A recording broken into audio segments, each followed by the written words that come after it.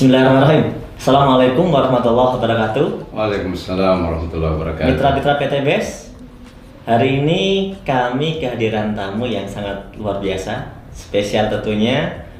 Di depan saya ada salah satu dari tim konsultan Eco Farming. Beliau adalah Bapak Jamaluddin Al-Afghani. Selamat datang Pak Jamal. Terima kasih. Di kantor PT BES. Beliau selaku Widya Swara bidang pertanian organik di Kementerian Pertanian. Kemudian beliau juga asesor pertanian organik Lembaga Sertifikasi Profesi Pertanian Kementerian Pertanian. Ya. Hari ini kami mau bincang-bincang nih dengan Pak Jamal ya. Tentunya terkait dengan produk yang dipasarkan oleh PT BES, yaitu adalah produk Eco Farming. Nah, produk Eco Farming ini sangat luar biasa penjualannya, sangat ramai sekali, sangat laku sekali. Namun tentunya banyak sekali mitra-mitra atau mungkin masyarakat yang sebenarnya belum paham betul seperti apa sih sebenarnya kinerja Eco Farming ini. Nah, yang pertama saya mau tanya, seperti apa sih Pak pupuk Eco Farming ini sebenarnya secara garis besar ya? Ya, baik Pak Nur, terima kasih. Jadi para sahabat sekalian, Eco Farming ini kebetulan kami sudah melakukan beberapa kali uji laboratorium terkait dengan kandungan-kandungannya. Jadi yang pertama tentu kalau yang sudah ada di kemasan yang sudah sering kita lihat adalah ada kandungan C-organiknya. Nah, C-organik ini adalah merupakan salah satu bahan yang sangat vital dalam memperbaiki kualitas tanah ya. Jadi tanah yang baik itu diindikasikan dengan C-organik yang semakin tinggi. Nah, saat ini kondisi tanah kita kenapa masuk dalam kategori kurus? Karena C-organiknya rata-rata kurang dari 2%, bahkan saat ini menuju ke 1%. Nah, jadi ini adalah satu hal yang menggembirakan bagi kita bahwa ada satu produk kecil tetapi kadar C-organiknya sangat luar biasa. Kemudian yang kedua ada kandungan N-nya, P-nya, K-nya. Ya sekalipun dalam jumlah yang kecil, tapi ingat bahwa memang untuk bahan organik tidak ada NPK yang di atas 5 ya. Jadi kalau Mas Nur, kalau misalnya ada pupuk organik yang N-nya di atas 5, itu malah dipertanyakan, jangan-jangan pakai urea. Jadi secara peraturan memang nggak boleh. Nggak boleh. Meskipun di Kementerian Pertanian kita membolehkan N itu sampai di angka 6, tetapi kalau bicara di sertifikasi, rata-rata lembaga sertifikasi organik akan mencari ada apa sebenarnya kenapa sampai di atas 5, dan pada akhirnya rata-rata mereka tidak merekomendasikan bahwa itu produk organik. Jadi kalau organik murni jarang sekali kita dapatkan di atas 5. Nah, kemudian yang kedua, Pak Nur, ini yang luar biasa dari hasil uji kami bahwa di dalam pupuk ini ternyata mengandung mikroba yang luar biasa besar. Jadi kalau misalnya nilai NPK-nya kecil tetapi mikroba penambat nitrogen itu yang tinggi, sehingga dia bisa mengambil nitrogen yang ada di udara. Ingat ya, di udara ini ada nitrogen sekitar kurang lebih 80% yang bisa diambil oleh mikroba di dalam tanah. Mereka juga mikroba-mikroba ini, kalau bahasanya kepala badan kami kemarin mengatakan bahwa mikroba ini ibaratnya adalah pasukan khusus. Pasukan khusus yang bekerja di dalam tanah, merombak bahan organik, menyiapkan nutrisi-nutrisi sehingga unsur hara tanah ini tercukupi untuk dimanfaatkan tanaman. Iya, karena banyak sekali pertanyaan kan, kenapa Eco Farming ini bisa bikin pertaniannya subur sedangkan kan kandungannya kecil gitu kan? Nah, termasuk juga mungkin gini, Mas Nur, bahwa masa sih benda sekecil ini bisa digunakan untuk 1 hektar gitu ya. Nah, saya ingin jelaskan para sahabat mitra PT BES dimanapun berada, di dalam satu tub Eco Farming ini hasil uji lab kami yang baru keluar kurang lebih 2 minggu yang lalu ya, kurang lebih 2-3 minggu yang lalu, itu mengindikasikan bahwa jumlah mikroba positif yang ada dalam 30 gram itu 150 miliar. Nah, padahal dalam kondisi belum diapa-apain ya? Belum diapa-apain. Nah, ada 150 miliar. Itu minimal dari 5 kali ulangan di dalam pengujian di laboratorium, itu nilai terkecil adalah 150 miliar. Nilai tertinggi diperoleh 189 miliar. per 1 tub. Jadi kalau kita ambil tengahnya itu kurang lebih sebenarnya 170 miliar Rata-rata gitu. rata-ratanya ya. Itu maknanya apa, Dok? Maknanya begini, dengan mikroba yang dalam jumlah yang besar itu ketika kita aplikasikan ke tanah sebenarnya tidak perlu, langkah awal tidak perlu sebenarnya kita lakukan pengembangbiakan lagi, fermentasi gitu ya. Itu yang pertama. Yang kedua, ketika kita aplikasikan ke tanah, di dalam satu kali aplikasi, misalnya kemarin saya membuat sebuah catatan kecil bagaimana kita breakdown di dalam dalam 1000 ml itu ada 150 miliar misalnya. Nah, artinya setiap 100 ml itu ada kurang lebih 15 miliar. Nah, jadi dalam 50 ml itu ada 7,5 ada sekitar 75 miliar ya, ada sekitar 7,5 miliar maksud saya. Ada sekitar 7,5 miliar dalam satu tangki. Dalam satu tangki. Dalam satu tangki yang dicampur ya? Iya, yang dicampur dengan 15 liter air. Nah, ini artinya apa? Mikroba yang begitu banyak ketika kita aplikasikan, ini pertama ketika dia turun ke tanah, mereka akan berkolaborasi untuk memperbaiki kualitas tanah. Dan mereka ini karena jenisnya banyak, penambah nitrogen, ada pembuka stomata. Nah ini yang unik lagi, pembuka stomata, Mas Nur. Apa fungsinya pembuka stomata? Stomata itu kan ada waktu-waktu terbuka secara alami. Ya, sampai jam 10-an. Ya, gitu ya. nah, tetapi dengan menggunakan eco farming ini, ada mikroba yang kerjanya memang membuka stomata di luar jamnya. Jadi bisa bertambah lama gitu terbentuknya. Ya. Nah, sehingga kenapa kemudian teman-teman misalnya di sawit ya. Tadi kita dengarkan ada tamu dari Bengkulu mengatakan ada petani yang mengaplikasikan baru sekali, tadinya daunnya itu nggak bisa terbuka untuk keluar sawitnya, baru sekali aplikasi ternyata udah pada keluar setelah 28 hari. Nah, akhirnya mereka mengatakan, wah ini baru kali ini saya pakai pupuk yang bisa membuka daun secepat itu. Nah, kenapa itu bisa terjadi? Karena kerja mikroba. Nah, sebenarnya di dalam eco farming ini ada mikroba apa aja, Pak, yang sudah diteliti? Kita kemarin itu baru kurang lebih sekitar 8. Jadi ada mikroba aerob. Mikroba aerob ini sangat bagus untuk memperbaiki kualitas tanah, kualitas air ya.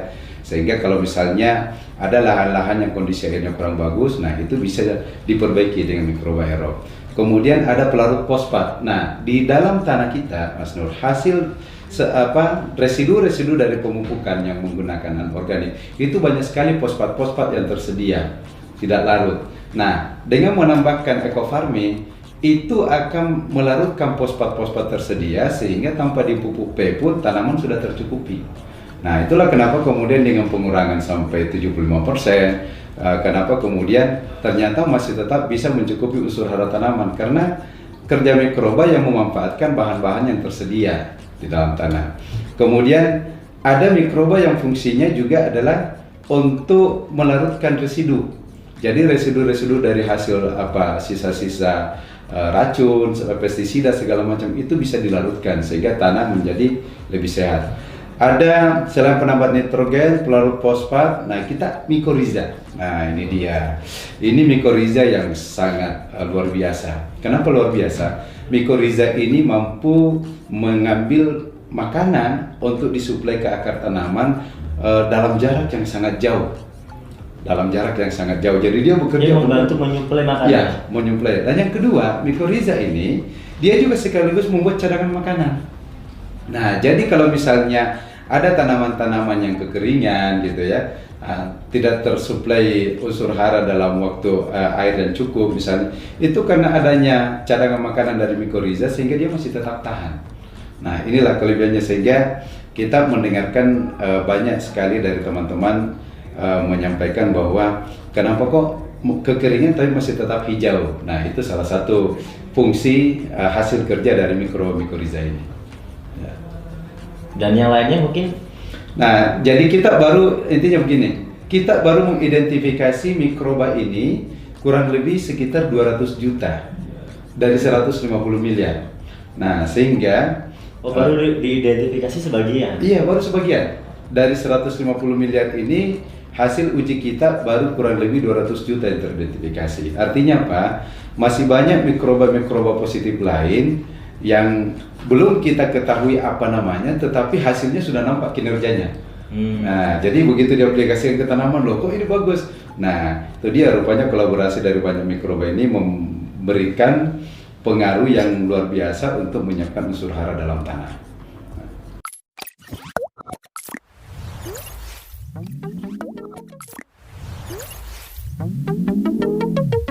Oke, Pak Jamal, ini ada beberapa pertanyaan sebenarnya yang sering masuk. Di eco farming ini kami kan ada beberapa kali ya dikeluarkan dengan kemasan yang berbeda-beda. Ya, ada yang dulu pertama seperti ini, ya. Kemasan masih agak kecil ya. Kemudian ada juga ya ini kemasan ini ya, bentar ya. Nah, ini terbitan November. Di terbitan November ya, kemudian ini Maret ya. Ini sekilas sama, tapi mungkin isinya beda keluaran gitu ya. Nah, pas waktu kita buka ada beberapa yang mendapatkan itu, nah berupa seperti ini, Pak Jamal. Ada yang keluar apa namanya ini, warna putih ya, keluar apa nah istilahnya, cendawan atau apa ya?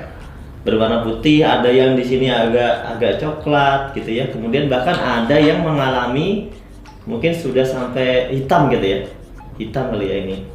Nah, kira-kira bagaimana nih penjelasan tentang terkait ini? Baik, ini kalau kita lihat visual ya. Nah, ini visualnya agak bervariasi ya. Ada yang warna putih seperti ini. Nah, tetapi kalau teman-teman tidak bisa membedakan, yang paling gampang sebenarnya kalau dari hasil pengamatan yang saya lakukan dengan pupuk eco farming ini, itu lebih mudah adalah coba dibuka dan cium. Kalau misalnya bau aslinya masih nampak ya, masih terasa ya, maka itu artinya bahwa ini mikroba yang positifnya masih sangat efektif. Kalau ini masih bau ya? Ini masih nampak ya? Nah, coba bau kayak ramuan gitu? Ya. Nah, sekarang kita bandingkan dengan yang ini ya.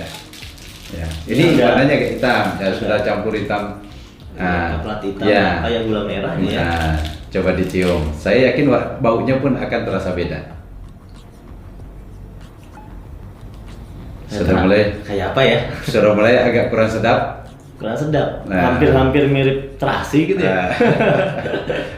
Ya. Nah, ini sahabat sekalian, ini cara mudah ya. Karena kalau misalnya teman-teman agak sulit membedakan ini apa namanya, ini apakah cendawan, apakah ini spora, ini apakah miselium ya. Nah, cukup dengan baunya saja sebenarnya.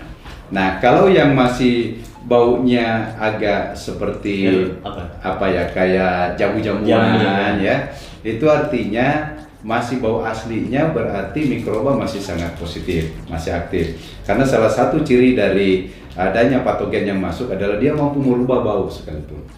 Ya, patogen itu artinya bakteri negatif yang. Oh, jadi kalau yang baunya sudah berubah tadi, itu indikasinya ada patogen? Indikasinya patogen.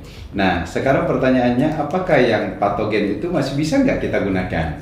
Ya, jadi yang pertama, sahabat sekalian, pastikan kalau misalnya ada yang kena patogen, ini sudah tidak dianjurkan untuk langsung digunakan. Tidak boleh langsung digunakan. Tidak boleh langsung digunakan. Nah, artinya apa? Masih punya potensi untuk bisa digunakan. Tapi ada langkah. Ada langkah tambahan. Ada tambahan yang harus kita lakukan. Nah, saya mungkin akan memberikan penjelasan sekilas. Ya, ingat bahwa ini sebenarnya empon-empon ini adalah media untuk mengikat mikroba sebagai rumah tinggalnya mikroba. Ya, di dalamnya patogennya kebetulan sudah dominan, tetapi bukan berarti bahwa tidak bisa kita manfaatkan. Bagaimana caranya? Ada cara yang kita lakukan adalah matikan patogennya. Matikan patogennya. Kita bunuh dia. Nah, caranya gimana? Nah, untuk membunuh patogennya, salah satu caranya adalah dengan melakukan pemanasan. Dipanaskan, ada bakteri positif juga kemungkinan akan ikut mati. Tetapi ada bakteri-bakteri yang memang tahan dengan panas ya. Nah, untuk itu kalau kita ingin melarutkan mematikan patogen, pertama langkahnya tetap dilarutkan seperti biasa saja. Setelah itu direbus, rebus sampai mendidih. Nah, setelah selesai mendidih, kemudian dinginkan kembali, lalu kemudian ambil yang masih bagus. Setelah dingin ya? Setelah dingin, ambil yang masih bagus, lalu kemudian tidak perlu banyak ya, tidak perlu banyak. Masukkan ya mungkin ke sekitar 1-2 gram saja, karena dalam 1 gram ini mikrobanya macam-macam, ada yang kurang lebih sampai 5 miliar per gram. Iya. 1 gram. Nah, jadi kita campurkan, nah mikroba inilah yang kemudian akan mengkondisikan kembali bakteri-bakteri tersebut akan itu berarti didiamkan ya? Iya. Perlu nggak ditambahkan yang lainnya lagi selain ditambahkan pupuk baru? Ya, jadi selain pupuk baru, ini berlaku dia sistem dengan cara fermentasi. Oh, difermentasi. Difermentasi, ya. Khusus untuk yang kita matikan patogennya, karena potensi mikroba yang tadi 150 miliar itu sebagian besar kemungkinan juga akan ikut mati. Berarti bisa ditambahkan molasses. Ya, atau molasses, air. ya. Untuk air tebu, molasses dan lainnya kita hanya rekomendasikan maksimal 50 mili saja. 50 mililiter. Atau kalau misalnya teman-teman pakai ini ya, pakai itu cukup satu gini saja, sepenuh ini molassesnya ya. Ini takarannya kurang lebih 50 mili. Nah, jadi cukup ini saja di air gula atau air tetes tebu. Tetes tebunya tidak langsung 50 mili diisi sampai penuh, karena tetes tebu ini kan dalam kondisi padat ya. Jadi dia diencerkan dulu, mungkin dia hanya menggunakan kurang lebih sekitar ya mungkin sepertiganya inilah. Kalau tetes tebu. Tetes tebu itu padat? Padat, kental sekali. Oh, kental gitu ya. Sangat kental sekali. Beda sama air tebu? Beda. Kalau air tebu bisa juga? Kalau air tebu langsung 50 mili. Oh. Air tebu, air perasan tebu ya. Jadi kalau tetes tebu itu gambarannya kayak kecap tapi yang sangat kental. Sama molasses tadi beda lagi? Molasses dengan tetes ini satu benda tapi bahasa yang berbeda. Oh, sebenarnya tetes tebu itu molasses tadi. Molasses, iya, betul. Bahasa yang berbeda ya. Iya, jadi, bahasa yang berbeda. Khawatir nanti teman-teman bingung, ini ada tetes tebu, oh, ternyata tetes tebu yang molasses maksudnya. Istilah yang lain. Kalau di petani kadang menggunakan tetes ya. Tetapi kalau bahasa ilmiah lebih dikenal adalah molasses. Mungkin itu Mas Nur terkait dengan kondisi produk. Nah, terus mungkin bisa kita lihat ini ini setelah adanya kasus-kasus semacam ini muncul, kemudian dari tim riset itu menyarankan supaya kita vakum. Nah, dengan vakum ini itu akan meminimalisir potensi masuknya patogen. Kalau ini kan masih terbuka nih. Jadi ini kalau bakteri, wah ini surga banget. Artinya potensi untuk masuknya ini sangat mudah sekali. Iya, artinya kenapa terjadi seperti ini? Karena memang di kemasan yang awal ini memang belum divakum dulu ya, belum sempurna, belum divakum. Nah, kemudian berarti kita sudah mengeluarkan yang terbaru ya sebenarnya, yang sudah divakum ya. Alhamdulillah, ini bisa kita buka yang Maret, Mas Nur. Coba kita lihat. Ya. Kita buka yang terbaru ya.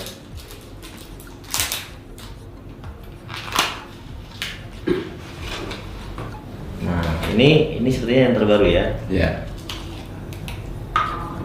Nah, dia udah rapet ini ya, udah di wrapping, di vakum. Nah, coba kita bandingkan ya. Nah, ini dalam kondisi terbuka seperti ini, mikroba masuk.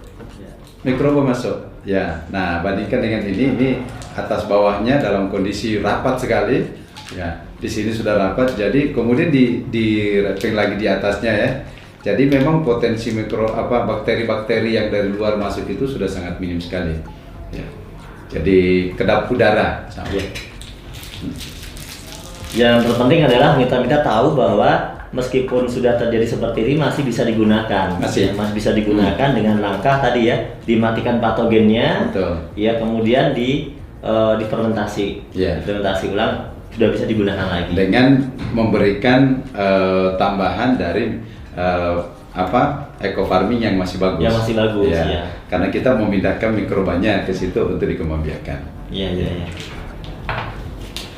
Nah, kemudian ini kan memang ada beberapa versi ya. Ini juga dulu masih seperti ini. Kita mau coba ya.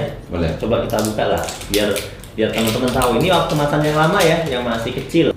Wah, ini udah, kalau yang lama udah putih. Iya. Ini kayak keluaran pertama ya dulu. Eco farming keluaran pertama. Yang waktu itu dia ya seperti ini nih. Nah, coba dicium Mas Nur. Oh iya, kita tes ya. Tes. Meskipun dia udah lama, Ya. tapi kalau ternyata baunya masih enak, oke Mas. Masih bau. Ya. Ini tadi yang masih jamu-jamuannya sangat dominan. Setengah-setengah ini. udah sepertinya udah ada. Masih. Ini masih. Nah, memang ada campuran bau apek ya. Iya. Nah, tapi dia Tapi masih tercium bau apa namanya tadi? jamu-jamuannya masih. Jamu-jamuannya. Ya. Oke Pak Jamal, ini semoga ini dapat menjadi pengetahuan baru buat teman-teman mitra-mitra yang sekarang sedang bergerak di lapangan ya. Jadi supaya jangan sampai produk yang seperti ini dimubazirkan. Iya. Iya, sayang sekali ya. Betul. Jadi ini tetap bisa digunakan, tapi kita tahu bahwa problem ini terjadi karena kemasannya dulu belum divakum. Iya. Ya, dan itu sekarang sudah kita perbaiki, Iya. yaitu dengan divakum, dan insya Allah ini menjadi solusi dan tidak akan cepat muncul cendawannya, atau mungkin tidak akan dimasuki oleh patogen gitu ya.